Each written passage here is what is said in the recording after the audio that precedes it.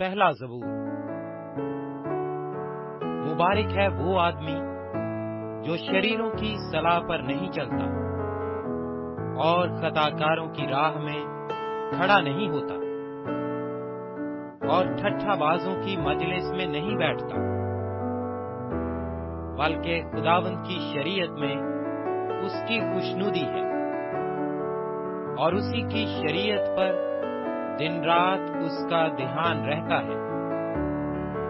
वो उस दरख्त की मानिंद होगा जो पानी की नदियों के पास लगाया गया है, जो अपने वक्त पर फलता है और जिसका पत्ता भी नहीं मुरझाता।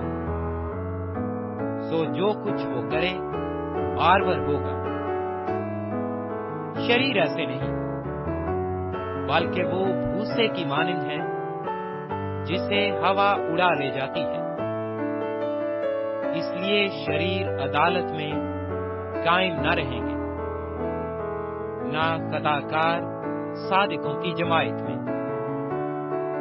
क्योंकि खुदावंद सादिकों की राह जानता है, पर शरीरों की राह नाबूद हो जाएगी।